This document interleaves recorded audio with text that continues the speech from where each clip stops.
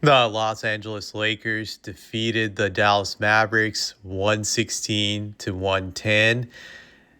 This game was the second game in which Luka Doncic returned to Dallas. And I would say that it was expected for this game to be an emotional game for Luka Doncic and the Dallas Maverick fans because they never wanted to get rid of Luka. He was supposed to be the heir apparent to Dirk Nowitzki as the GOAT Maverick. That was really always a hope for the Dallas fans that he would have like a 20-year run with them, just like Dirk did, and they really loved Luka. Luka was their guy, and that was very evident last year when Nico traded him with just like their outcries on the streets and their protests and it was an insane thing to see. Like I've never seen a fan base get that emotional when a guy gets traded.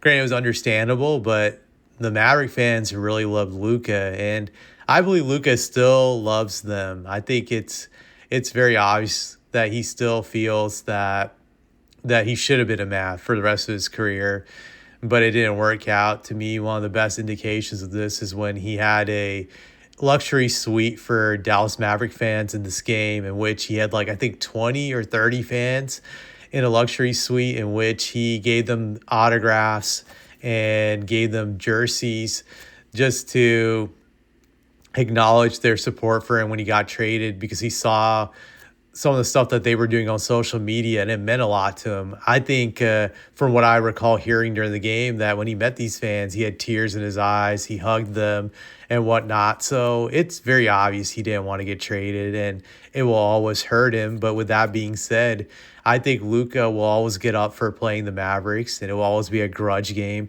Not so much because he's angry at their fans, but he will always be angry at the management for the team, the ownership, the Adelson family for getting rid of him, and he really showed that in this game. He had a great game, 33 points on 8 of 15 shooting, 11 assists, 1 steal, 1 block. The only negative you could say about it, his game, was he had 5 turnovers, so that was terrible. But this game was a really weird game because at the start of the game, it seemed like the Lakers were easily going to win this game. They go up 55 to 52. I mean, not 55 to 52. They go up 65 to 52 heading into halftime. This looks like it's going to be an easy W for the Lakers. And then in the third quarter, they lose complete control of the game. The Mavericks get some defensive stops, and they end up closing the third quarter with like a 8-point lead. That run was fueled by Cooper Flagg. He had some key plays he set up for them to come back in the game and get the lead. So at the end of the third quarter, they go up 87 to 79 with momentum on their side. And then they ride that momentum out in the fourth quarter to start out the fourth quarter.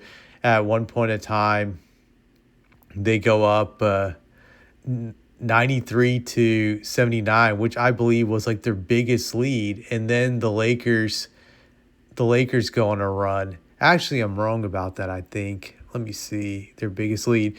No, I'm mistaken. Their biggest lead was 102 to 87 with 7 minutes and 41 seconds left. So they go up by 15 with 7 minutes and 41 seconds left. And it looks like they're going to win this game. Granted, 7 minutes is a lot of time in the current NBA, especially the way the three-point shooting works. But you're thinking with the momentum, game is at home. Lakers blew their opportunities. They blew their lead in the third quarter, and that they're gonna win this game. But no, the Mavericks completely choke after this point in the game, and the Lakers go on a ridiculous scoring run where they outscore the Mavericks like 29-8 after that point. So keep in mind, so the score is 102 to 87, and then the Lakers go on a 29-8 run. It's like they never looked back after they go on this run. They get some defensive stops. They get some buckets, but the biggest thing is they were getting to the free throw line. And as much as I dislike the Lakers, I would say the fouls were legit. They were legit. The Mavs committed a lot of stupid fouls, in which I'm thinking, like, what are you doing? There was this one foul where they fouled Hachimura behind the 3-point line, and that allowed them to get a 4-point play, which was a huge momentum killer. The Mavericks just committed a lot of dumb fouls. I felt there was this one player, Brandon Williams, who played out of control.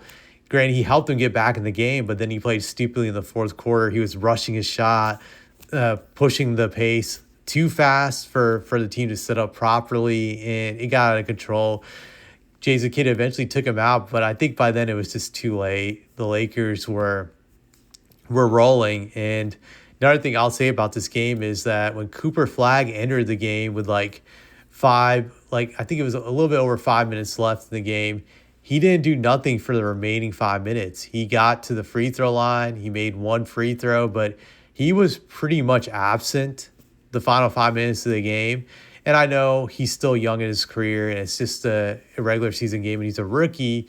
But I just didn't see any killer instinct from Cooper Flagg in the final 5 minutes of this game. I didn't see any clutchness at all. Like, he was just not there, and he didn't take over. And I felt like that throughout the game. There were moments where I was just waiting for him to take control of the game, just establish himself and just rip the Lakers' hearts out. At least try to show up Luka, establishing yourself as now the next heir apparent as being the GOAT Maverick.